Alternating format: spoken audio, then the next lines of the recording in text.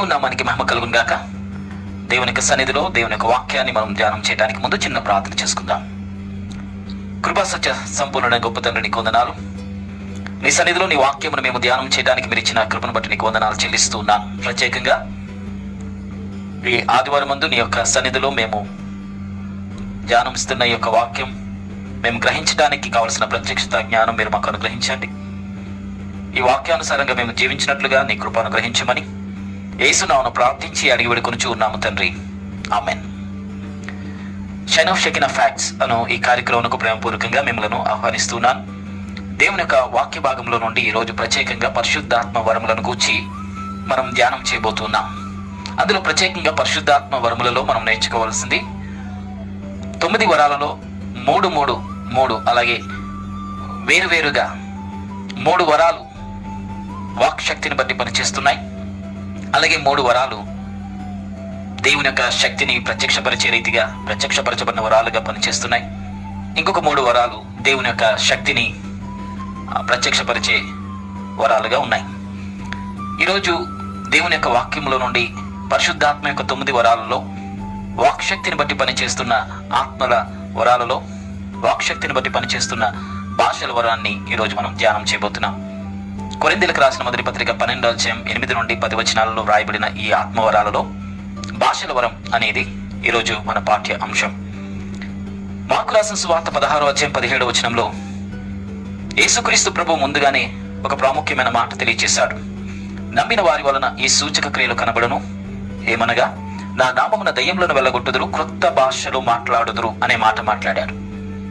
నా నామమున దయ్యములను మీరు వెళ్ళగొడతారు, అలాగే క్రొత్త భాషలు మాట్లాడుతారు అనే భాషల వరాన్ని గుర్చిన పదాన్ని యేసు ప్రభు తనకు తానుగా మాట్లాడిన మాట ఇక్కడ మనం గమనిస్తున్నాం. క్రొత్త భాషలు అనేవి ఎందుకు మనకు అనుగ్రహించబడతాయి, పరిశుద్ధాత్మ ద్వారా ఈ భాషల వరాన్ని దేవుడు మనకెందుకు అనుగ్రహించాడు అనేది వాక్యానుసారంగా ఈరోజు మనం ధ్యానం చేద్దాం.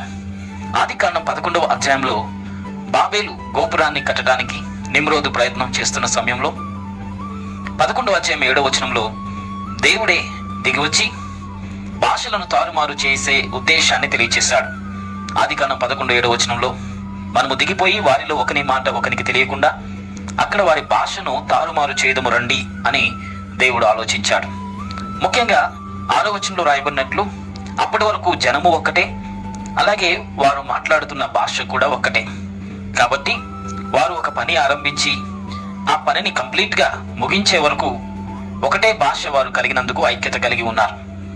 ఆ ఐక్యత చిన్న భిన్నం కావాలి అంటే, ఒకరి మధ్య ఒకరికి సఖ్యత లేకుండా దేవుడు చెయ్యాలంటే, వారు తలపెట్టిన పనిని దేవుడు ఆపు చేయాలంటే, ఆ బాబేలు గోపురం పనిని ఆపు చేయడానికి దేవుడు ఉపయోగించిన ఆయుధం భాషల తారుమారు.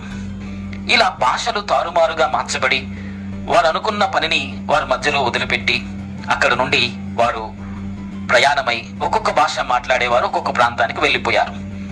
11వ అధ్యాయం 9వ వచనంలో మనం గమనిస్తే దానికి బాబేలు అనే పేరు పెట్టిరి, ఎందుకనగా అక్కడ యెహోవా భూజనులందరి భాషను తారుమారు చేసెను. అక్కడ నుండి యెహోవా భూమి యందంతటా వారిని చెదరగొట్టెను. భూమి యందంతటా భాష పరంగా భేదాభిప్రాయాలు కలిగించి భూమి యందంతటా వారిని చెదరగొట్టాడు.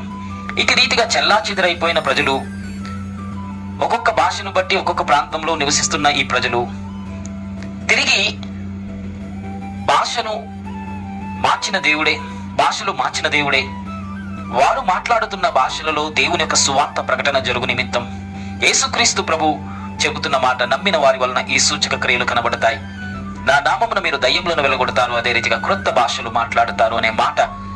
ఇలా క్రొత్త భాషలు మాట్లాడే విధంగా పరిశుద్ధాత్మ మనకు అనుగ్రహించిన వరమును బట్టి ప్రపంచ దేశాలలో వివిధ భాషలు కలిగిన ప్రజల యొద్దకు దేవుని యొక్క సువార్త ప్రకటించటానికి, ఈ సువార్త అన్ని భాషలలో ప్రకటించబడటానికి అనుకూలంగా భాషలను తారుమారు చేసిన దేవుడే మరలా క్రొత్త భాషలను పరిశుద్ధాత్మ ద్వారా దేవుడు మనకు అనుగ్రహించాడు. లేదా భాషలు అనగానే ఇది పెంతెకోస్తు బోధ, పరిశుద్ధాత్మ భాషలు మాట్లాడేవారు పెంతెకోస్తు బోధ, అలా పెంతెకోస్తు అనుభవం కలిగిన వారే ఈ భాషలు మాట్లాడతారు అనే అభిప్రాయాలు చాలా మంది కలిగి ఉన్నారు. గ్రీకు భాషలో ఆత్మవరాలకు ఇవ్వబడిన పేరు కరిష్మా. కరిష్మా అనే పదం ఆత్మ వరాలకు గ్రీకు పదం ఇవ్వబడింది. ఆత్మ వరాలు దేవుడు అందరికీ పరిశుద్ధాత్మ వరాలు అందరికీ ఇచ్చాడు. ఇలా పరిశుద్ధాత్మ వరాలను నమ్ముతున్న సంఘాలను చారిస్మాటిక్ చర్చెస్ అని అంటారు. ప్రొటెస్టెంట్ చర్చెస్ విశ్వాసం ద్వారా రక్షణ అని నమ్ముతూ ఉంటుంటే, ఇదే ప్రొటెస్టెంట్ చర్చెస్ వారు పరిశుద్ధాత్మ కార్యాలను వరాలను నమ్ముతూ ఉన్నారు కనుక ఇలా పరిశుద్ధాత్మ అనుభవం కలిగిన సంఘాలన్నిటినీ చారిస్మాటిక్ చర్చెస్ అంటారు. చారిస్మాటిక్ అనే పదం కరిష్మా అనే గ్రీకు పదం నుండి వచ్చింది. ఇటు రీతిగా ఈ కరిష్మా అనగా ఆత్మవరాలను ప్రతి ఒక్క సంఘంలో పరిశుద్ధాత్మ ద్వారా ఈ యొక్క వరాలు కలిగిన వారుగా ఉండాలి అనేది వాక్యం మనకు తెలియజేస్తుంది. పరిశుద్ధాత్మను నమ్ముతున్న ప్రతి వ్యక్తి పరిశుద్ధాత్మలో ఉన్న ఈ 9 వరాలను మనం నమ్మాలి. అందుకు భాషలు అనగానే అది పెంతెకోస్తు అనుభవం, భాషలు అనగానే అది మనది కాదు అనే భావన మనం తొలగించుకోవాలి. ఈరోజు భాషల వరాన్ని ఎందుకు ఇచ్చాడు అని బైబిల్ మనకు తెలియజేస్తుందంటే, ఆదికాండం 11వ అధ్యాయంలో బాబేలు గోపురం దగ్గర భాషలు తారుమారు చేసి ప్రపంచ దేశాలకు ప్రజలను చెదరగొట్టాడు. అలా చెదిరిపోయిన వారు రకరకాల భాషలు మాట్లాడుతూ ఉన్నారు. అలా వివిధ భాషలు మాట్లాడుతున్న ప్రజల యొద్దకు వారి స్వభాషలో సువార్త ప్రకటన అనేది జరుగు నిమిత్తం దేవుని యొక్క సువార్త అన్ని భాషలలో ప్రకటించబడడానికి వీలుగా ఈ పరిశుద్ధాత్మ వరము అనేది, ఈ భాషల వరము దేవుడు మనకు అనుగ్రహించి అన్ని భాషలలో సువార్త ప్రకటన జరుగునట్లుగా దేవుడు తన యొక్క ఉద్దేశాన్ని కొత్త నిబంధనలో నెరవేర్చాడు. ఇప్పుడు ఈ భాషలను గూర్చి ముందుగానే దేవుడు అనగా యేసుక్రీస్తు నా నామమునందు విశ్వాసం ఉంచి వారు కొత్త భాషలు మాట్లాడతారని యేసు ప్రభువే స్టేట్మెంట్ ఇచ్చాడు. కాబట్టి కొత్త భాషలు మాట్లాడేవారు వేద సంఘానికి దేనికో చెందిన వారు, కొత్త వారు కాదు. కానీ యేసు ప్రభు చెప్పినట్టుగా కొత్త భాషలు మాట్లాడే వారందరూ పరిశుద్ధాత్మ పూర్ణులు, పరిశుద్ధాత్మ ద్వారా నడిపింపబడుతున్న వారు అనేది మనం జ్ఞాపకం చేసుకోవాలి. అలాగే పరిశుద్ధాత్మను గూర్చి యేసుక్రీస్తు ప్రభు అపోస్తల కార్యాల గ్రంథం 1వ అధ్యాయం 4-5 వచనాల్లో మనం గమనిస్తే, యేసుక్రీస్తు ప్రభు తిరిగి లేచిన తరువాత అసలు పరిశుద్ధాత్మను మీరు పొందకుండా మీరు యెరూషలేములో నుండి బయటికి అడుగు పెట్టొద్దు అని ఖచ్చితంగా చెప్పాడు. అపోస్తల కార్యం 1వ అధ్యాయం 4వ వచనంలో ఆయన వారిని కలుసుకొని ఇలాగూ ఆజ్ఞాపించాడు, మీరు యెరూషలేములో నుండి వెళ్ళక నా వలన వినిన తండ్రి యొక్క వాగ్దానము కొరకు మీరు కనిపెట్టండి. యోహాను నీళ్లతో బాప్తిస్మం ఇచ్చాను, కానీ కొద్ది దినములలోగా మీరు పరిశుద్ధాత్మలో బాప్తిస్మం పొందుకుంటారు అనే మాట చెప్పాడు. యేసుక్రీస్తు ప్రభు మీరు వెంటనే నన్ను ప్రకటించడానికి వెంటనే యెరూషలేమును వదిలిపెట్టి బయటకు వెళ్ళొద్దు, నా వలన వినిన వాగ్దానం తండ్రి యొక్క వాగ్దానం కొరకు మీరు కనిపెట్టండి, మీరు కొద్ది దినములలోగా పరిశుద్ధాత్మలో బాప్తిస్మాన్ని పొందుకుంటారు అనే విషయం చెప్పాడు. ఒక ప్రాముఖ్యమైన ప్రశ్న నేను మిమ్మల్ని వేస్తున్నాను. పరిశుద్ధాత్మ ద్వారా రక్షించబడుతున్నాము, పరిశుద్ధాత్మ ఒప్పింపబడి మనం పాపలను ఒప్పుకొని రక్షణ అనేది మనం పొందుకుంటున్నాం. నేను వేస్తున్న ప్రశ్న ఏంటంటే, పరిశుద్ధాత్మను పొందిన ప్రతి వ్యక్తి పరిశుద్ధాత్మ బాప్తిస్మాన్ని కూడా పొందిన వ్యక్తా కాదా? మరలా నేను ప్రశ్న తెలియజేస్తున్నాను. పరిశుద్ధాత్మను కలిగిన ప్రతి వ్యక్తి పరిశుద్ధాత్మ అనే బాప్తిస్మాన్ని పొందిన వ్యక్తా కాదా? ఇది నా ప్రశ్న. ఈ వాక్య ముగింపులో దీనికి సంపూర్ణమైన జవాబును మనం పొందుకుంటాం. ఇక్కడ యేసుక్రీస్తు ప్రభు అంటున్నాడు, యోహాను మీకు నీళ్లలో బాప్తిసం ఇచ్చాడు, కానీ కొద్ది దినములలోగా మీరు పరిశుద్ధాత్మలో బాప్తిస్మాన్ని పొందుకుంటారు అనే మాట యేసుక్రీస్తు ప్రభు తెలియజేశాడు. కాబట్టి పరిశుద్ధాత్మ అనుభవం, పరిశుద్ధాత్మ బాప్తిస్మం, పరిశుద్ధాత్మ ద్వారా నడిపించబడటం అనేది దేవుని యొక్క విధానం. కాబట్టి ఇంకనూ ఎవరైనా పరిశుద్ధాత్మ నింపుదలను, పరిశుద్ధాత్మ యొక్క వరాలను, పరిశుద్ధాత్మ నడిపింపును ఇంకా ఎవరైనా నమ్మకుండా ఉంటున్నట్లయితే యేసుక్రీస్తు ప్రభు చెబుతున్న స్టేట్మెంట్స్ నేను తెలియజేస్తున్నాను. మీకు యోహాను నీళ్లలో బాప్తిసం ఇచ్చాడు, కానీ కొద్ది దినములలోగా మీరు పరిశుద్ధాత్మలో బాప్తిస్మాన్ని పొందుకుంటారు అని చెప్పిన యేసుక్రీస్తు మాటను బట్టి ఈ వాక్యాన్ని మనం నమ్మాలి అనే విషయాన్ని నేను మీకు తెలియజేస్తున్నాను. ఇటు రీతిగా పరిశుద్ధాత్మలో బాప్తిస్మం పొందే అనుభవాన్ని ఇదే అపోస్తల కార్యాల గ్రంథం 12వ అధ్యాయం 1 నుండి మనం గమనిస్తే, యేసుక్రీస్తు ప్రభు చెప్పాడు 4వ వచనంలో, మీరు వాగ్దానం కొరకు కనిపెట్టండి అని. వాగ్దానం కొరకు కనిపెట్టండి అని యేసుక్రీస్తు ప్రభు శిష్యులకు చెబితే, అపోస్తల కార్యం 2వ అధ్యాయం 1వ వచనం నుండి మనం గమనిస్తే వారు కనిపెట్టారు. 120 మంది శిష్యులతో పాటు స్త్రీలు కూడా కొంతమంది, 120 మంది ఎడతెగక ప్రార్థన చేస్తున్నారు. ఇంతమంది ఎడతెగక ప్రార్థన చేస్తున్న వీరందరూ కూడా పరిశుద్ధాత్మ నింపుదల కొరకు ఎదురు చూస్తున్న సమయంలో అపోస్తల కార్యం 2వ అధ్యాయం 1వ వచనం నుండి రాయబడిన రీతిగా పెంతెకోస్తు అనే పండుగ దినం వచ్చినప్పుడు అందరూ ఒక చోట కూడి ఉన్నారు. అప్పుడు వేగముగా వీచు బలమైన గాలి వంటి ఒక ధ్వని ఆకాశం నుండి అకస్మాత్తుగా వారు కూర్చుండి ఉన్న ఇల్లంతయు నిండెను. మరియు అగ్ని జ్వాలల వంటి నాలుకలు విభాగింపబడినట్టుగా వారికి కనబడి వారిలో ఒక్కొక్కరి మీద వ్రాలగా అందరూ పరిశుద్ధాత్మతో నిండిన వారై ఆ ఆత్మ వారికి వాక్శక్తి అనుగ్రహించిన కొలది అన్య భాషలలో మాట్లాడసాగిరి అనే మాట ఇక్కడ చూస్తున్నాం. వాక్శక్తిని బట్టి పనిచేసే వరాలను గురించి మనం ధ్యానం చేస్తున్నాం.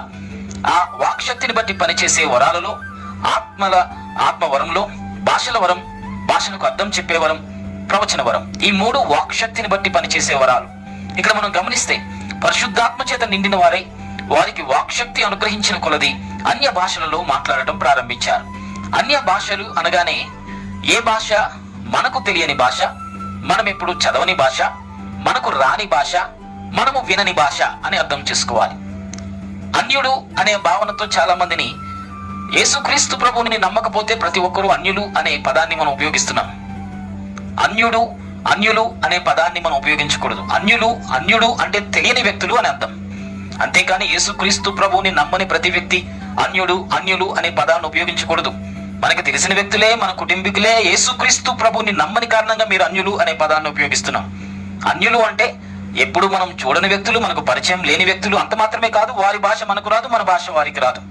అందుకే భాషాపరంగా మన భాష వారికి రాదు, వారి భాష మనకు రాదు. కాబట్టి మనకు తెలియని భాషను అన్య భాష అని అంటాం తప్ప, మనకు తెలిసిన వ్యక్తులు యేసుక్రీస్తు ప్రభుని నమ్మని కారణంగా మన చుట్టూ ఉన్న ఈ వ్యక్తులు, పరిచయమైన వ్యక్తులు కూడా వారిని అన్యులను సంబోధిస్తున్నాం. ఆ పదం తప్పు. భాషాపరంగా మనకు రాని భాష మాట్లాడే వారిని, అన్య భాష మాట్లాడే వారిని అన్యులు అంటాం. అన్యులు అంటే తెలియని వారు. ఆ తెలియని వారు మాట్లాడే భాషనే అన్య భాష అంటాం. మనకు తెలిసిన వారు, మన చుట్టూ ఉన్నవారు అన్యులు. యేసుక్రీస్తు ప్రభుని నమ్మనందుకు వారు అన్యులు అనే పదాన్ని మనం ఉపయోగించకూడదు. భాషాపరంగా మనకు తెలియని భాష మాట్లాడే వారిని, మనకు తెలియని వారిని మాత్రమే వారిని అన్యులు అనే సంబోధన చేస్తున్నట్టుగా బైబిల్ ఆధారంగా మనకు అర్థమవుతుంది. మనకు తెలియని వారు, వారి భాష మనకు రాదు, మన భాష వారికి రాదు, ఆ లిపి మనకు రాదు. అలాంటి ఇతర భాషలు మాట్లాడుతున్న వ్యక్తులను, వారు మాట్లాడుతున్న భాషలకు మనం దేవుని యొక్క సువార్త ప్రకటించడానికి, వారి భాషలో, స్వభాషలో ఈ సువార్త ప్రకటన జరగడానికి ఈ భాష, అన్య భాష, ఇతరులు మాట్లాడే భాష దేవుడు మనకిచ్చాడు. ఇక్కడ మనం గమనిస్తే పెంతెకోస్తు అనే పండుగ సమయం, ఆ సమయం యేసుక్రీస్తు ప్రభు ఆయన తిరిగి లేచిన తర్వాత 50వ రోజు పెంట అంటారు. పెంట అంటే గ్రీకు భాషలో 50. పెంటెకోస్తు అంటే కోతల పండుగ. 50వ రోజు కోతల పండుగ చేస్తున్న సమయం అది.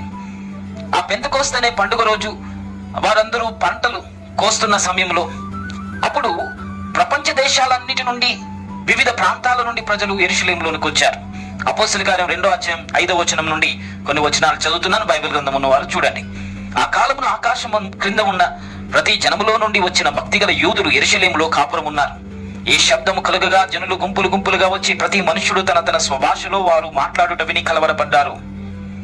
మాట్లాడుచున్న వీరందరూ గలిలయులు కారా? మనలో ప్రతి వాడు తాను పుట్టిన దేశపు భాషతో వీరు మాట్లాడుట మనము వినుచున్నాము, ఇదేమి అని ఆశ్చర్యపడ్డారు.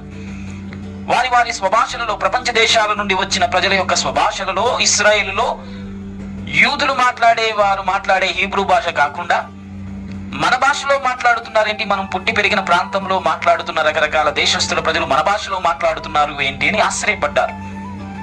రకరకాల దేశాలు అంటే ఇక్కడ రికార్డ్ చేయబడ్డాయి కొన్ని దేశాలు. 9వ వచనం నుండి, అపోస్తలుల కార్యం 2:9 నుండి, పార్తీయులు, మాదీయులు, ఎలామీయులు, మెస్పొతోమియయు, యూదాయు, కప్పదొకియా, పొంతు, ఆసియా, ఫ్రుగ్రియా, పంపులియా, ఐగుప్తు అను దేశముల అందరి వారు, కురేను దగ్గర లిబియా ప్రాంతమందు కాపురం ఉన్నవారు, రోమా నుండి పరవాసులుగా వచ్చిన వారు, యూదులు, యూదా మత ప్రవిష్టులు, క్రేత్రియులు, అరబీయులు మొదలైన మనమందరము వీరు మన భాషలతో దేవుని గొప్ప కార్యములను వివరించుట మనం వింటున్నాము అని చెప్పుకున్నారు.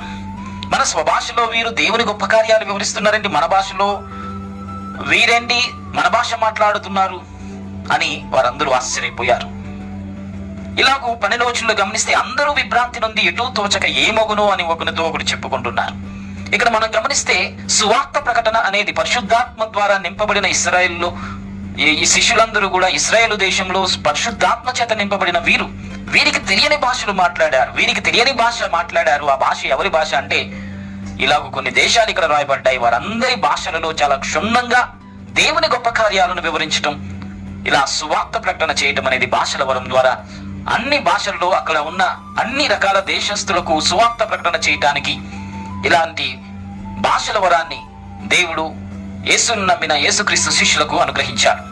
ఇక్కడ మనం గమనించాలి, పరిశుద్ధాత్మతో నింపబడటం అంటే భాషల వరంతో నింపబడటం అని అర్థం కాదు. భాషల వరం ఉంటేనే పరిశుద్ధాత్మతో నింపబడినట్టుగా అర్థం కాదు. చాలా మందికి వ్యత్యాసం అర్థం కావట్లేదు. నువ్వు భాషల వరంతో నింపబడ్డావు అంటే పరిశుద్ధాత్మతో నింపబడినట్టు, నువ్వు పరిశుద్ధాత్మతో నింపబడ్డావు అని అంటే నువ్వు భాషలు మాట్లాడుతున్నట్టు అంటారు. భాషల వరంతో మాట్లాడే ప్రతి వ్యక్తి పరిశుద్ధాత్మతో నింపబడినట్టు కాదు. భాషలు మాట్లాడితేనే పరిశుద్ధాత్మ ఉన్నట్టు కాదు. భాషలు ఉన్నా లేకపోయినా పరిశుద్ధాత్మతో మనం నింపబడినట్టే. అదేమిటి అనేది కొంత సమయంలో మనం తెలుసుకుందాం. కాబట్టి భాషలు అనేవి పరిశుద్ధాత్మ చేత మనం నింపబడినందుకు, మనలో పరిశుద్ధాత్ముడు ఉన్నాడు అన్నంత, మనలో పరిశుద్ధాత్ముడు భాషలతో మాట్లాడితేనే మనలో ఉన్నాడు అని, భాషలు మాట్లాడకపోతే పరిశుద్ధాత్ముడు మనలో ఉండడు లేడు అనే భావనతో చాలా మంది ఉన్నారు. చాలా సంఘాలు కూడా అలాగే నమ్ముతున్నారు. ఆ భావన తప్పు. మనకు భాషల వరం మాట్లాడినా, మనకు ఉన్నా లేకపోయినా, భాషలతో మనం బయటకు మాట్లాడినా మాట్లాడకపోయినా, రక్షించబడుతున్న ప్రతి వ్యక్తి, రక్షించబడిన ప్రతి వ్యక్తి పరిశుద్ధాత్మను కలిగిన వ్యక్తి అనేది బైబిల్ మనకు తెలియజేస్తుంది. అలా పరిశుద్ధాత్మ చేత నింపబడిన అనుభవం కలిగిన ప్రతి వ్యక్తి భాషలు మాట్లాడాలి అన్న గ్యారెంటీ ఏది లేదు. కాబట్టి భాషలు మాట్లాడితేనే పరిశుద్ధాత్మను మనం కలిగి ఉన్నట్టు అనే భావన అది తప్పు అనేది మనం గుర్తించాలి. రెండవది, ఇక్కడ మనం గమనిస్తే అపోస్తలుల కార్యం 2:13 కొందరైతే వీరు క్రొత్త మద్యముతో నిండిన వారై క్రొత్త మద్యముతో నిండి ఉన్నారని చెప్పుకుంటూ అపహాస్యం చేశారు. క్రొత్త మద్యముతో నింపబడ్డారు వీరందరూ. ఏదో బాగా తాగారు, బాగా కిక్కెక్కింది, లేదేదో నోటుకొచ్చినట్టు మాట్లాడుతున్నారు. వీరు క్రొత్త భాషల్లో మాట్లాడుతున్నారు. వీరేదో క్రొత్త మద్యం తాగారు, బాగా కిక్కెక్కింది అని చెప్పుకున్నారు. క్రొత్త మద్యం తాగారు అనే మాట ఎందుకన్నారంటే, ఒక మద్యం తాగిన వ్యక్తి తూలుతూ, క్రింద పడుతూ, లేపబడుతూ ఎలా ఉంటాడో అదే సన్నివేశం అక్కడ కనబడింది. అక్కడ అలాగే జరుగుతూ ఉంది. మద్యం తాగినట్టుగా, మత్తులైనట్టుగా వారు క్రింద పడుతున్నారు, లేపబడుతున్నారు. వారు నోటికొచ్చిన రీతిగా రకరకాల భాషల్లో మాట్లాడటం మొదలు పెట్టారు. ఇదంతా కూడా ఏంటి? క్రింద పడటం అంటే చాలా మందికి ఒక అపోహ ఉంది. క్రింద పడితే అమ్మో అది తప్పు, లేక దయ్యం పడుతున్న వ్యక్తులే ప్రార్థనలో కింద పడతారు, పరిశుద్ధాత్మతో నింపబడిన వ్యక్తులు కింద పడరు, లేక కింద పడటం అనే దాని విషయంలో కొంత వివాదం ఉంది. కింద పడవేయటాన్ని గురించి నేను చెప్పట్లేదు, గెంటి వేయటాన్ని గురించి నేను చెప్పట్లేదు.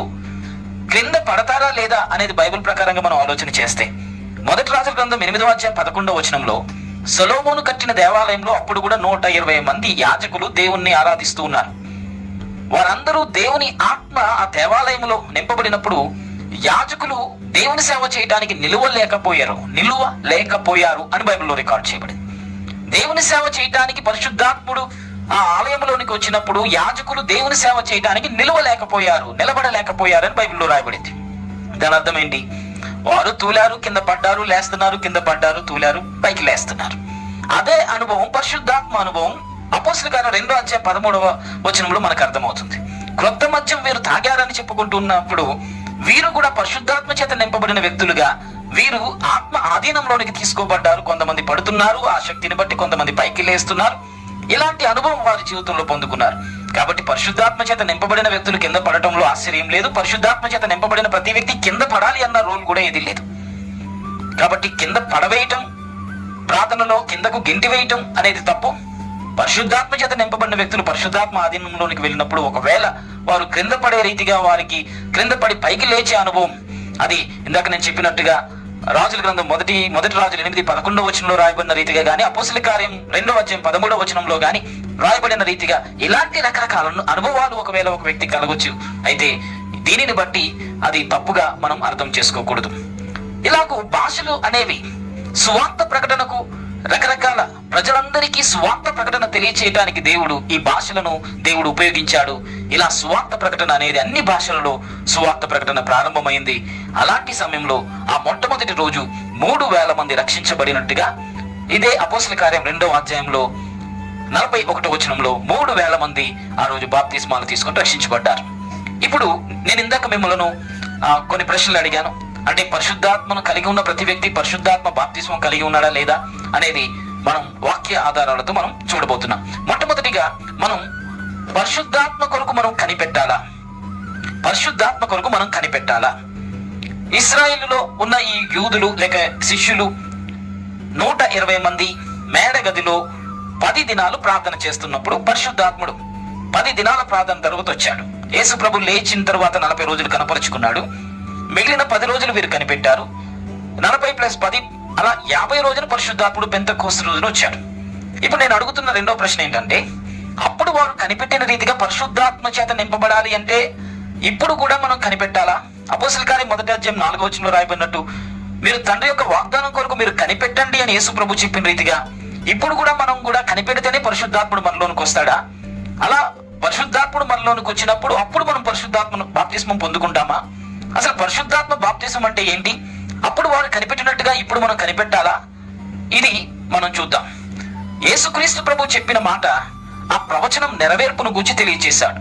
యోవేలు గ్రంథం 2:28 అంచె దినముల యందు మనుషులందరి మీద నా ఆత్మను కుమ్మరిస్తాను, మీ యవనులు ప్రవచనాలు చెబుతారు, దర్శనాలు చూస్తారు, మీ వృద్ధులు కలలు కంటారని యోవేలు ద్వారా ప్రవచించబడిన ఆ ప్రవచన మాట నెరవేర్పు విషయంలో ఆ వాగ్దానం మీరు కనిపెట్టండి, ఆ వాగ్దానం కొరకు కనిపెట్టండి అని యోవేలు గ్రంథం 2:28 రాయబడిన రీతిగా ఆ వాగ్దానం నెరవేర్పు కొరకు కనిపెట్టమన్నాడు. ఆ వాగ్దానం యొక్క నెరవేర్పు కరెక్ట్ గా ఆ 50వ రోజు యేసు ప్రభు తిరిగి లేచిన తర్వాత పెంతెకోస్తు రోజున వేగముగా వీచే బలమైన గాలి పరిశుద్ధాత్మ రూపంలో మనుషులను ఆవరించింది. నాసికా రంధ్రములో జీవవాయువును ఊది మనిషిని జీవాత్మగా మార్చిన దేవుడు, మంటి ఘటముగా ఉన్న ఒక మనిషిని జీవించే జలము కలిగి అతడు చలించగలిగిన వ్యక్తిగా, జీవము కలిగిన వ్యక్తిగా చేసిన దేవుడు పరిశుద్ధాత్మను ఆయన ఊది, ఆకాశం నుండి పరిశుద్ధాత్మను ఊది భూమి మీదకు పరిశుద్ధాత్మను పంపించాడు. ఒకప్పుడు నాసికారంధ్రంలో జీవవాయువును ఊదినవాడు ఆకాశం నుండి ఊది అపోస్తలుల కార్యం 2వ పరిశుద్ధాత్మను పంపించాడు. మనం తెలుసుకోవాలి, పరిశుద్ధాత్మ 2000 సంవత్సరాల క్రితం అపోస్తలులు మేడగదిలో ప్రార్థన చేస్తున్నప్పుడు ఊదబడిన గాలి మాటి మాటికి దేవుడు ఊదుతూ ఉంటాడా? మాటి మాటికి తన శక్తిని పరలోకము నుండి పంపుతూ ఉంటాడా? లేక పంపబడిన దేవుని ఆత్మ ఒకేసారి మానవులందరినీ నింపడానికి ఇంకా పనిచేస్తూ ఉందా? ఇప్పటికీ 2000 సంవత్సరాల తర్వాత కూడా ఇప్పటికీ 2000 సంవత్సరాల క్రితం పంపబడిన పరిశుద్ధాత్ముడు ఈ భూమి అందంతటా సంచారం చేస్తూనే ఉన్నాడు. మనం ఇప్పుడు ప్రార్థన చేసినందుకు మరలా పరిశుద్ధాత్ముడు పరలోకము నుండి మళ్ళా వేగముగా వీచే బలమైన గాలి రూపంలో రాడు. ఏదో బలమైన గాలి రూపంలో వచ్చి మనం ప్రార్థన చేస్తున్నప్పుడే పరిశుద్ధాత్మ చేత నింపబడటం అని కాదు. 2000 సంవత్సరాల క్రితం పంపబడిన పరిశుద్ధాత్ముడు ఇప్పటికీ ఈ ప్రపంచ దేశాలన్నిటినీ ఆవరించి పరిశుద్ధాత్ముడు పనిచేస్తూనే ఉన్నాడు. ప్రతి హృదయాన్ని తడుతూనే ఉన్నాడు, ఒప్పింప చేస్తూ ఉన్నాడు. అలా ఒప్పుకున్న ప్రతి వ్యక్తిలోనికి వెళ్ళి మనిషిని యేసుని అంగీకరించేటట్టుగా, యేసుని ప్రభువుగా అంగీకరించేటట్టుగా చేస్తూ ఉన్నాడు అనేది మనం గుర్తించాలి. ఇప్పుడు పరిశుద్ధాత్మను కలిగి ఉన్న వ్యక్తి పరిశుద్ధాత్మ బాప్తిస్మాన్ని పొందుకున్నట్ట, పరిశుద్ధాత్మ బాప్తిస్మం పొందుకున్నట్ట కాదా? ఈ యొక్క వివరాలు మనం ఇప్పుడు తెలుసుకుందాం. ముఖ్యంగా పరిశుద్ధాత్మ చేత ఒప్పింపబడితేనే యేసును ప్రభు అని మనం అంగీకరిస్తున్నాం. వాక్యాన్ని సరిగా మనం ధ్యానం చేయాలి. కొరింథీయులకు రాసిన పత్రిక 12వ అధ్యాయంలోనికి రండి. కొరింథీయులకు రాసిన పత్రిక 12వ అధ్యాయంలో మనం గమనిస్తే 12వ అధ్యాయంలో, మొదటి కొరింథీయులకు రాసిన పత్రిక 12వ అధ్యాయంలో ఇక్కడ అపోస్తలుడైన పౌలు ఈ రీతిగా తెలియజేస్తున్నాడు. 3వ వచనంలో, దేవుని ఆత్మ వలన మాట్లాడేవాడెవడు యేసు శాపగ్రస్తుడని చెప్పడు. దేవుని ఆత్మ వలన మాట్లాడేవాడెవడు యేసు శాపగ్రస్తుడని చెప్పడు. ఎందుకు చెప్పడు? మత్తయి రాసిన సువార్త 12:34 ప్రకారంగా హృదయం నిండిన దానిని బట్టి నోరు మాట్లాడుతుంది. హృదయంలో పరిశుద్ధాత్ముడు ఉన్నప్పుడు హృదయం నింపబడిన పరిశుద్ధాత్మను బట్టి యేసును ప్రభు అని ప్రతి ఒక్క వ్యక్తి చెప్తాడు. అదే ఇక్కడ తెలియజేస్తున్నాడు. దేవుని ఆత్మ మూలముగా మాట్లాడు వాడెవడు యేసు శాపగ్రస్తుడు అని చెప్పడు, యేసుని ప్రభు అనే చెబుతాడు. యేసు శాపగ్రస్తుడని చెప్పడు. మరియు పరిశుద్ధాత్మ వలన తప్ప యేసు ప్రభు అని, పరిశుద్ధాత్మ వలన తప్ప యేసు ప్రభు అని చెప్పలేడని మీకు తెలియజేస్తున్నాడు. పరిశుద్ధాత్మ వలన తప్ప యేసుని ప్రభు అని, పరిశుద్ధాత్మ వలన తప్ప యేసుని ప్రభువుగా ఎవరు ఒప్పుకోలేరు. యేసుని ప్రభువు అంటున్న ప్రతి వ్యక్తి పరిశుద్ధాత్మ వలన మాత్రమే అంటున్నాడు. యేసుని ప్రభువు అని నమ్ముతున్న ప్రతి వ్యక్తి పరిశుద్ధాత్మలో ఉన్నాడు. ఆ ఆత్మ ద్వారా మాట్లాడే ప్రతి వ్యక్తి యేసును ప్రభువు అంటాడు కానీ యేసుని శాపగ్రస్తుడు అంటాడు.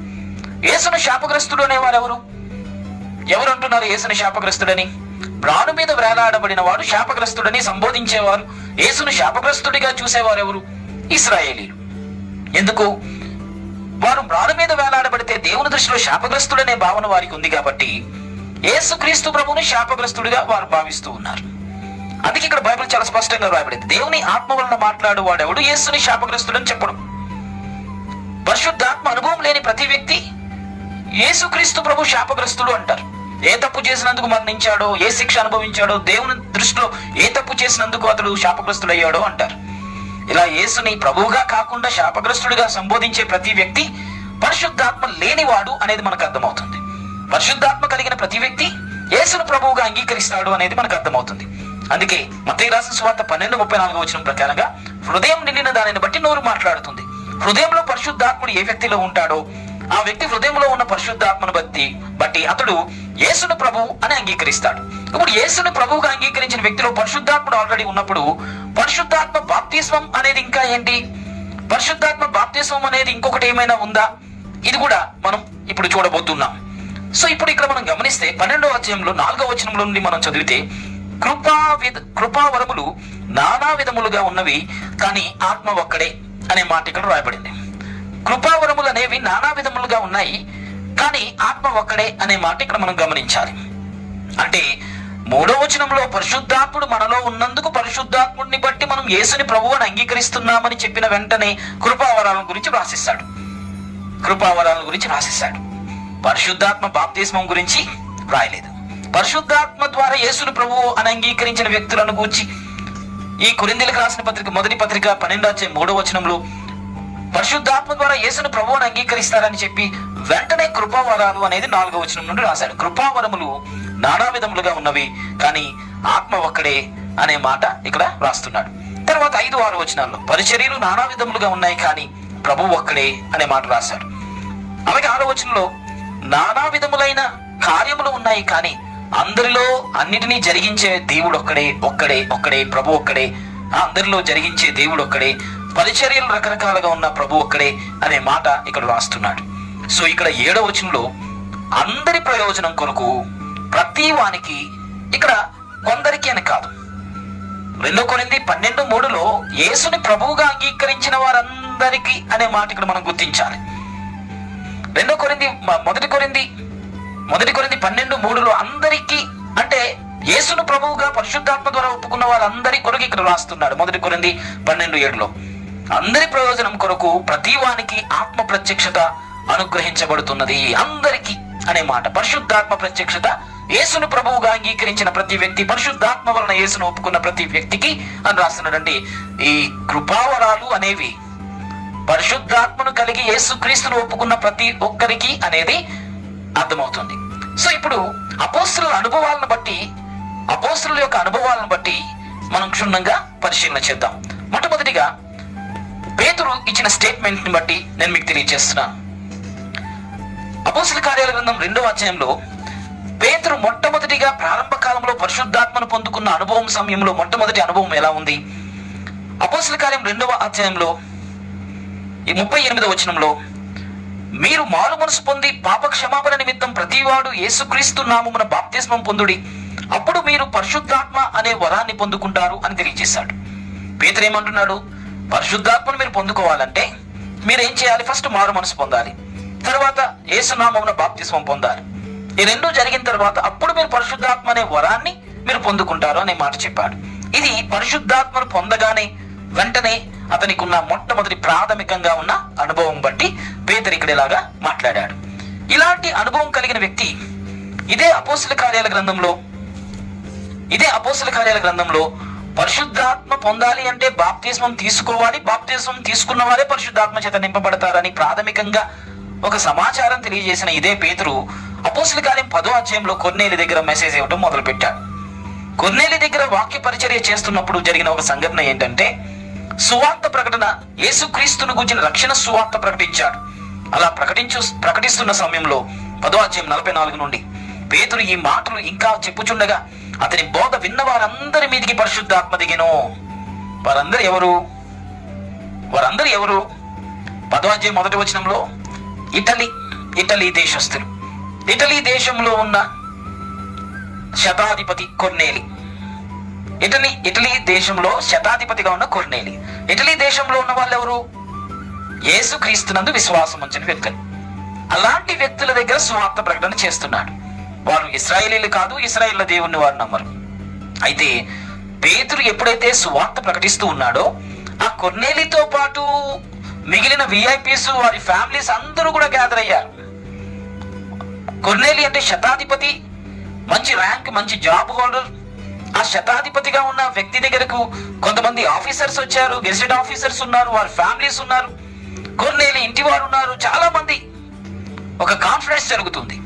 ఆ కాన్ఫరెన్స్ లో ఉన్న వాళ్ళందరూ యేసు ప్రభువుని అంగీకరించిన వారు.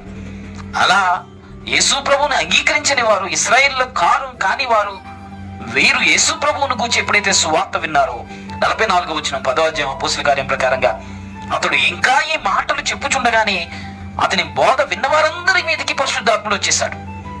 ఇప్పుడు చెప్పండి, చాలా మంది యొక్క భావన పరిశుద్ధాత్మతో నింపబడాలి అంటే చేతులుంచి సేవకులు ప్రార్థన చేస్తున్నప్పుడే అలా జరుగుతుంది అనే భావన ఉంది. దానికి కూడా మీకు జవాబు త్వరలో ఈరోజు మీరు వినబోతున్నారు. సో వాక్యం విన్న వారందరి మీదకి పరిశుద్ధాత్ముడు వచ్చి రావటం, వారందరూ పరిశుద్ధాత్మతో నింపబడుతున్నప్పుడు 45వ వచనం నుండి నేను చదువుతున్నాను. సున్నతి పొందిన వారితో కూడా పేతురు కూడా వచ్చిన విశ్వాసులందరూ పరిశుద్ధాత్మ వరము అన్యజనుల మీద సైతం కుమ్మరింపబడుట చూచి విభ్రాంతి పొందారు. ఏలైనగా వారు భాషలతో మాట్లాడుతూ దేవుణ్ణి గణపరచుచుండగా విన్నారు.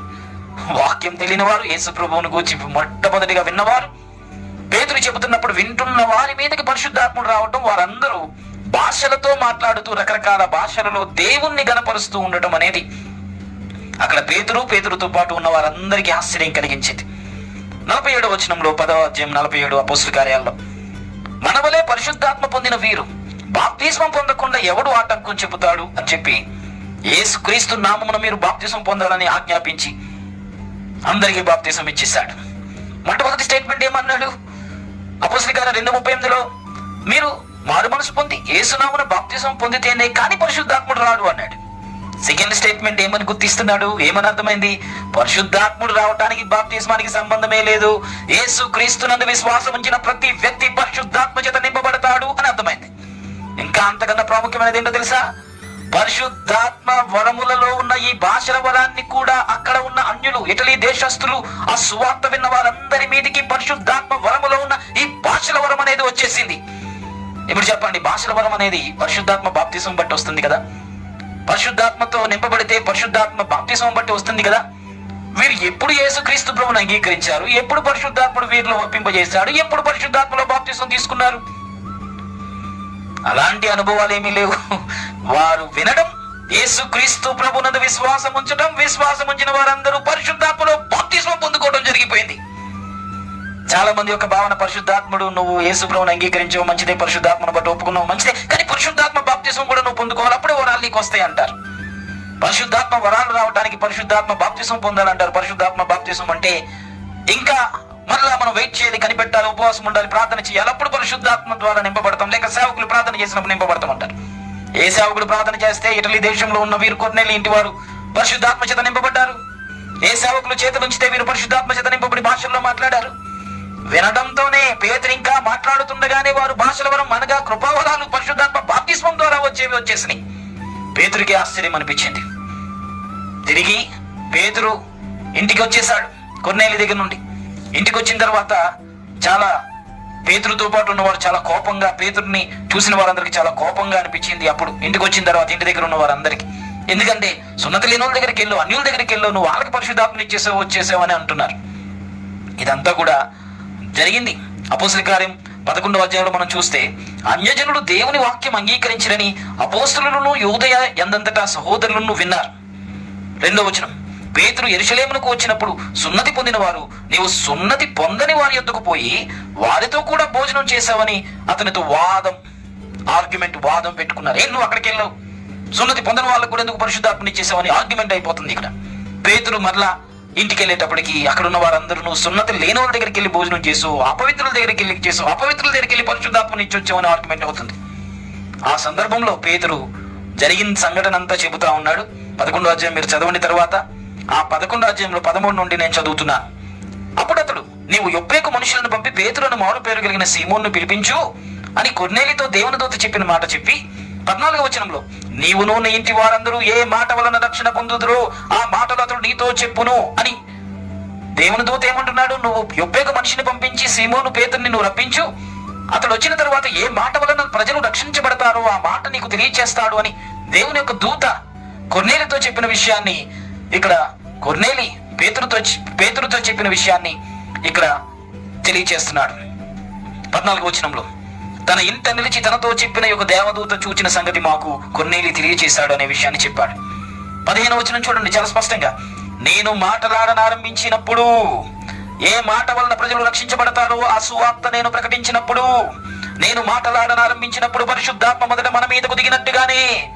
గమనించండి, మేడగదిలో 10 రోజులు కనిపెట్టి 120 మంది శిష్యులతో పాటు స్త్రీలు 120 మంది కనిపెట్టి ప్రార్థన చేస్తున్నప్పుడు జరిగిన సంఘటన ఇక్కడ జ్ఞాపకం చేస్తున్నాడు. 15వ వచనంలో, నేను మాట్లాడనారంభించినప్పుడు పరిశుద్ధాత్మ మొదట మన మీదకు దిగిన ప్రకారముగా వారి మీదకి కూడా దిగింది.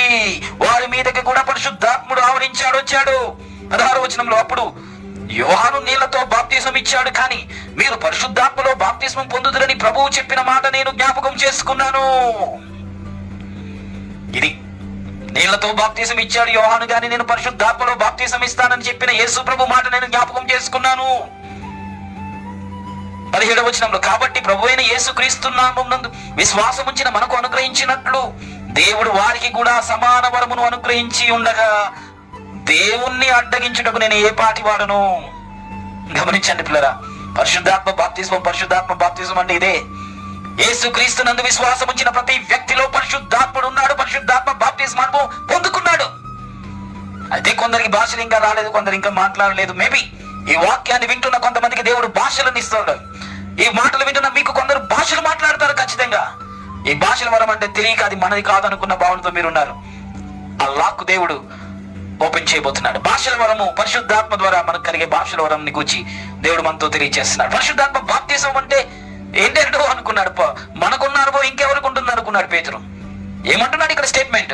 మనము ఎలాగైతే పరిశుద్ధాత్మను మేడగాని అనుభవంలో మనం పొందుకున్నామో సేమ్ అదే రీతిగా మనతో పాటు సమానంగా వారి మీద కూడా వచ్చేసింది. మనమే ఇన్ని రోజులు గొప్ప, మనమే సున్నతి కలిగిన వాళ్ళం, మనమే వాగ్దానం చేయబడిన వాళ్ళం, మనమే అనుకున్నాం.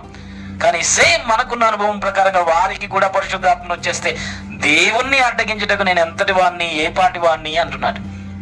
కాబట్టి పరిశుద్ధాత్మ బాప్తిస్మం అంటే ఇంకేదో ప్రత్యేకంగా వస్తుంది. పరిశుద్ధాత్మ బాప్తిస్మం అంటే మనం కనిపెట్టాలి. అప్పుడు పరిశుద్ధాత్ముడు మనలోనికి వస్తాడు. అప్పుడు మాత్రమే మనం భాషలు మాట్లాడతాం అనే భావన ఉన్నారు. ఈ భావన ఎందుకు వచ్చిందో కూడా నేను మీకు తెలియజేస్తాను. ఇలాగ పేతురు అనుభవం అనేది ఇటు రీతిగా ఉంది. రెండవది, ఇదే పేతురు అలాగే యోహాను అనుభవాన్ని నేను మీకు తెలియజేస్తున్నా. ఇదే అపోస్తల కార్యాల గ్రంథం 8వ అధ్యాయం 14 నుండి మనం గమనిస్తే, 8వ అధ్యాయం 14 నుండి మనం గమనిస్తే, సమరయలో ఉన్నవారు యేసుక్రీస్తు ప్రభువుని అంగీకరించారు. సమరయలో ఉన్నవారు యేసుక్రీస్తుని అంగీకరించారని విని వారి దగ్గరికి వెళ్ళి వారికి బాప్తిస్మాలు ఇచ్చే కార్యక్రమం ఏర్పాటు చేసుకున్నారు. పేతురు, యోహాను ఈ అపోస్తలులు పంపబడ్డారు. అలా పంపబడిన వీరు యేసుక్రీస్తు ప్రభువుని అంగీకరించిన సమరయుల యొద్దకు వెళ్ళారు. ఆ సమరయుల యొద్దకు వెళ్ళి వాళ్ళకు బాప్తిస్మాలు ఇచ్చారు. అలాగే 8వ అధ్యాయం 16వ వచనంలో రాయబడినట్టుగా ముందు వారిలో ఎవరి మీదకు ఆయన దిగి ఉండలేదు. వారు యేసుక్రీస్తు నామమున బాప్తిస్మం పొంది ఉన్నారు. వాళ్ళు పరిశుద్ధాత్మ అనుభవాన్ని ఇంకా వాళ్ళు పొందలేదు, బాప్తిస్మాన్ని అయితే వారు పొందుకున్నారు. 17వ వచనంలో రాయబడింది, పేతురు, యోహాను వారి మీద చేతులు ఉంచగానే వారు పరిశుద్ధాత్మ చేత నింపబడ్డారు. పరిశుద్ధాత్మ చేత పేతురు, యోహాను అక్కడికి వెళ్ళారు. యేసుక్రీస్తు నందు విశ్వాసం ఉంచిన వ్యక్తులను కనుగొన్నారు. వాళ్ళ దగ్గరికి వెళ్ళారు, వారికి ప్రార్థన చేశారు. అలా ప్రార్థన చేయగానే పరిశుద్ధాత్మ శక్తి చేత వాళ్ళు నింపబడ్డారు. అప్పుడు వారు కూడా భాషలో మాట్లాడటం మొదలు పెట్టారు. సో ఇప్పుడు చేతులుంచితే బాప్తిస్మం పొందిన వ్యక్తుల మీద చేతులుంచితే అప్పుడు వారు పరిశుద్ధాత్మతో నింపబడతారు అనే అనుభవం ఈ పేతురు, యోహాను కలిగి ఉన్నారు. అయితే 8వ అధ్యాయం నుండి 10వ అధ్యాయంకి వచ్చేటప్పటికి చేతులు ఉంచకపోయినప్పటికీ పరిశుద్ధాత్మను పొందిన రీతిగా కొర్నేలి ఇంటిలో ఉన్న వారందరూ మనకు కనబడుతున్నారు. అలాగే అపోస్తల కార్యం 19వ అధ్యాయంలో పౌలు పరిచర్య దగ్గరకు వస్తే పౌలు ఎక్స్పీరియన్స్ ప్రకారంగా మనం తెలుసుకుందాం.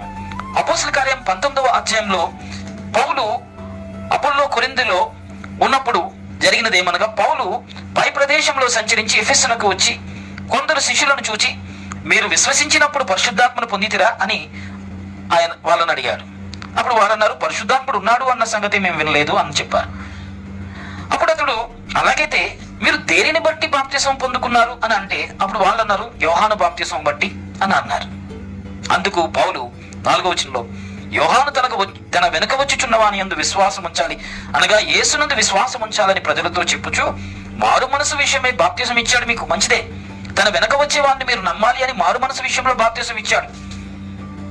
వారు ఈ మాటలు విని ప్రభువైన యేసు నామమున బాప్తిస్మం పొందుకున్నారు. 6వ వచనంలో రాయబడింది, పౌలు వారి మీద చేతులుంచగా పరిశుద్ధాత్మ వారి మీదకి వచ్చెను. వారు భాషలతో మాట్లాడుటకు, ప్రవచించుటకు మొదలు పెట్టారు. ఇంకా భాషలు మాట్లాడటమే కాదు, ప్రవచించడం కూడా మొదలు పెట్టారు. ఎవరు? యోహాను శిష్యులు, యోహాను ద్వారా మొట్టమొదటిగా బాప్తిస్మం పొందిన వారు.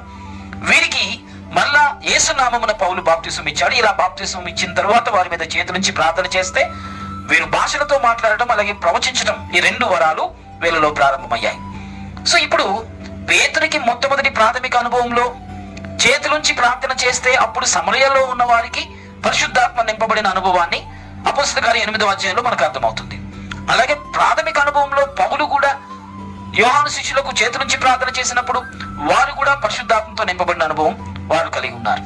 పౌలుకి చేతుల నుంచి ప్రార్థన చేస్తే పరిశుద్ధాత్మ వారిలోనికి వస్తాడు అనే అనుభవం ఎలా వచ్చి ఉంటుంది అంటే అపోస్తలుల కార్యం 9వ అధ్యాయం 10-18 వచనాల మధ్యలో మనం గమనిస్తే ముఖ్యంగా 17వ వచనంలో అననీయ పౌలు మీద చేతులుంచి ఎప్పుడైతే ప్రార్థన చేస్తాడో అప్పుడు పౌలు పరిశుద్ధాత్మ చేత నింపబడతాడు.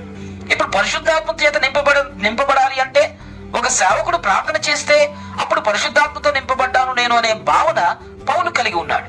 కాబట్టి చేతులుంచి ప్రార్థన చేయటం బట్టి పరిశుద్ధాత్మతో నింపబడతారు ప్రజలు అనేది పౌలుకు అనుభవపూర్వకంగా తనకున్న వ్యక్తిగత అనుభవాన్ని బట్టి యోహాను శిష్యుల మీద చేతులుంచినప్పుడు యోహాను శిష్యులు సైతం పరిశుద్ధాత్మ చేత నింపబడ్డారు.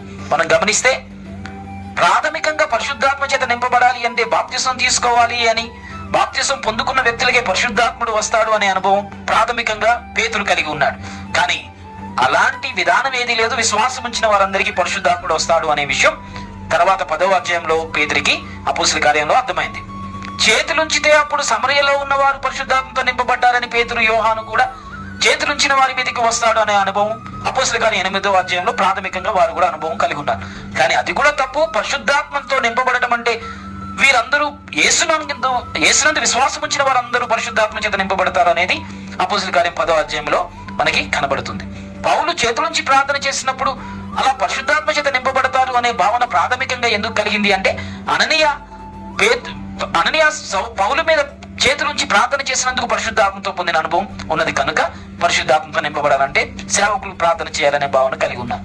కానీ వాక్యానుసారంగా మనం గమనిస్తే పరిశుద్ధాత్మ చేత నింపబడిన ప్రతి వ్యక్తి పరిశుద్ధాత్మ బాప్తిస్మాన్ని పొందుకున్నాడు అనేది వాక్యం చాలా స్పష్టంగా మనం తెలియజేస్తుంది. ఇదే పరిశుద్ధాత్మ వరాలు ఎక్కడైతే రాయబడ్డాయో కొరింథీయులకు రాసిన మొదటి పత్రిక 12వ అధ్యాయంలో పరిశుద్ధాత్మ వరాలను గురించి వ్రాయబడిన మరుక్షణమే క్రింద వచనాన్ని నేను చదువుతున్నాను. 12వ వచనంలో 12వ అధ్యాయం 12వ వచనం మొదటి కొరింథీయులో ఏమని రాయబడిందో తెలుసా?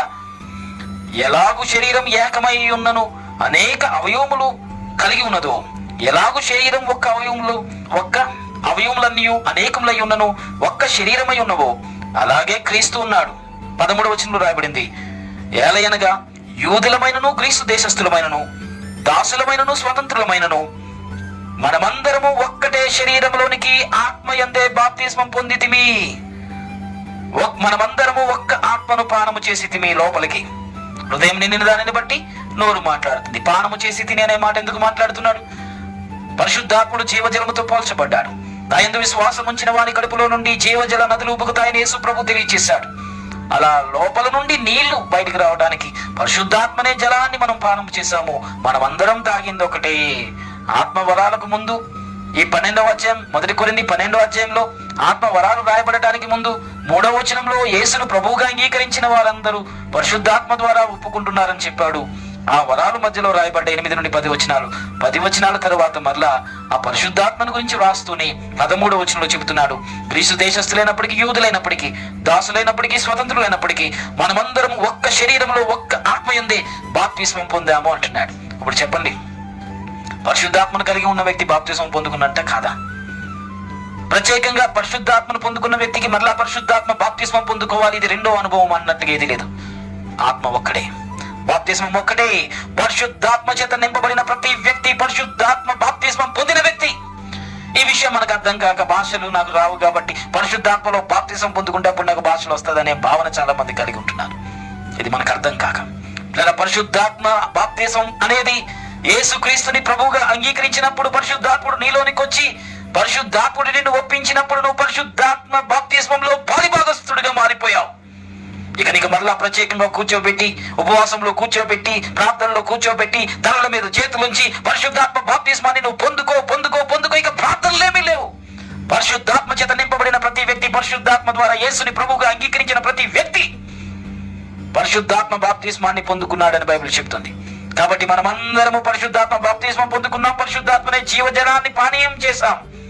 కాబట్టి వరాలనేవి కొంతమందికి ఉంటాయి.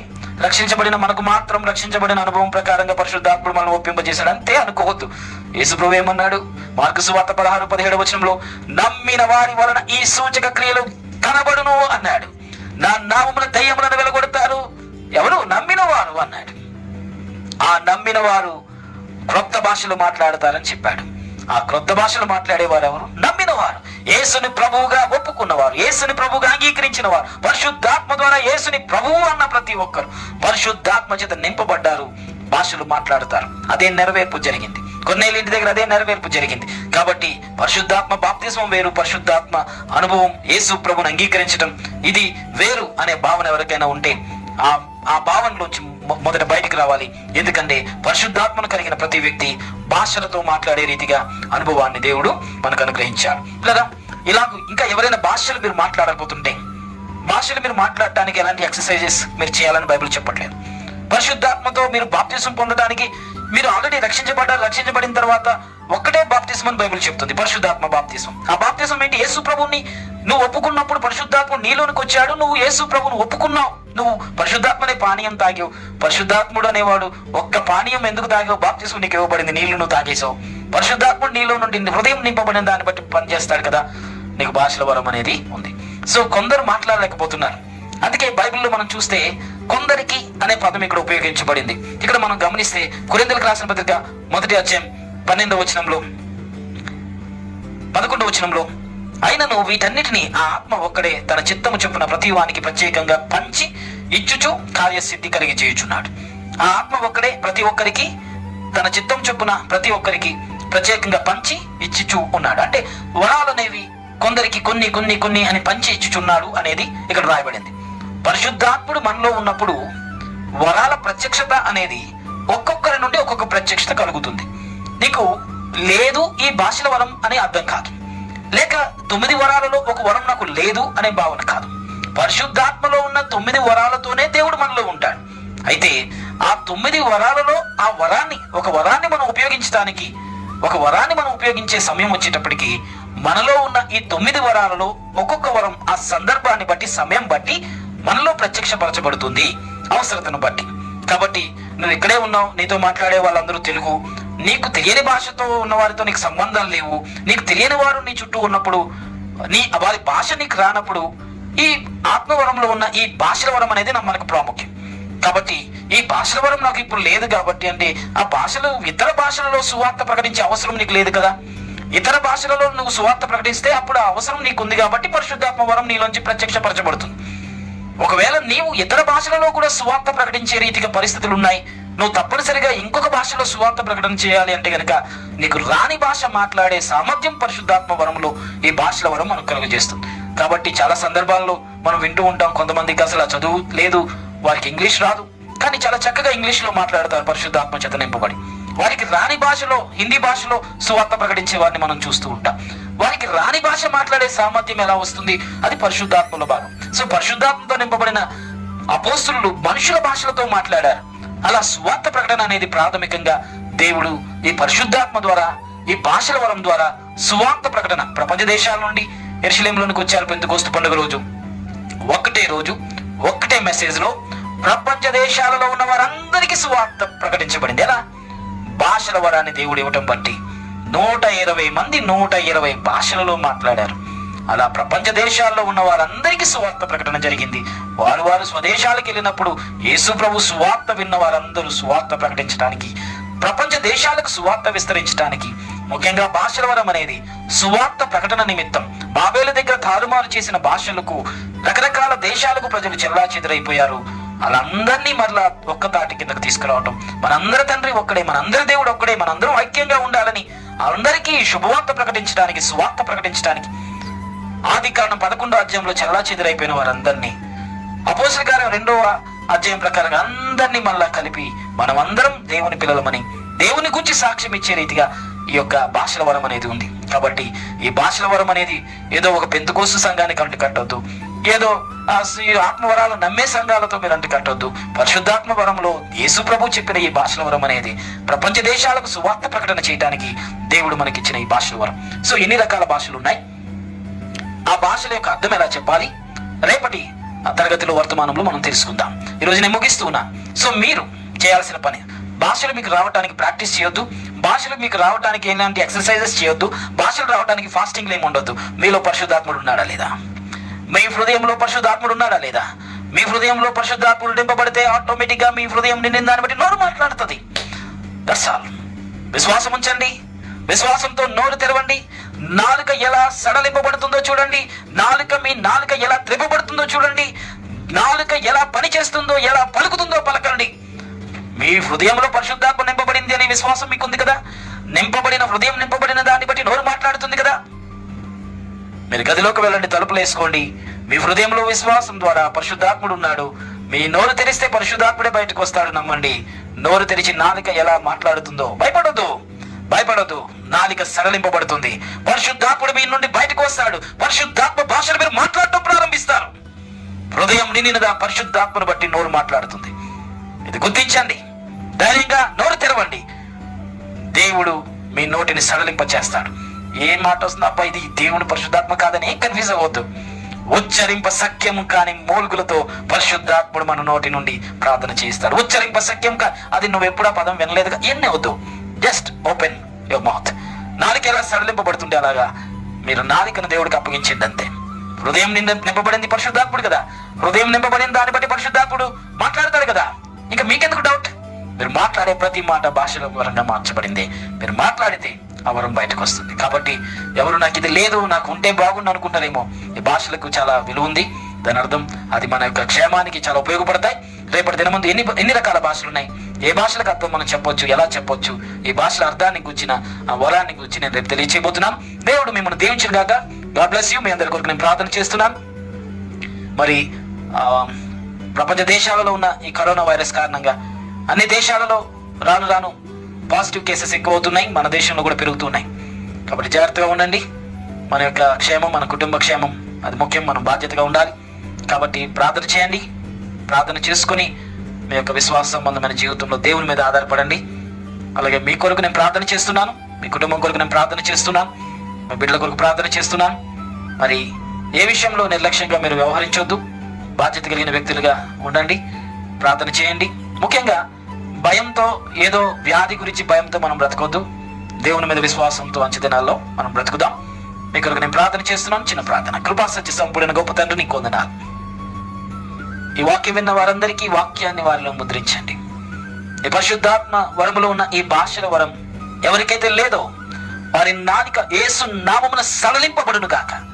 హృదయం నిండిన దానిని బట్టి నోరు మాట్లాడుతుంది కనుక యేసు నామమున వీరిలో నుండి ఈ భాషలు, యేసు నామమున వీరి నాలుక నుండి మాటల రూపంలో యేసు నామమున వాక్ శక్తి అనుగ్రహించబడి పరిశుద్ధాత్మ ద్వారా వీరు ఈ ఆత్మ సంబంధమైన భాషల వరమును యేసు నామమున పొందుకొందురు గాక.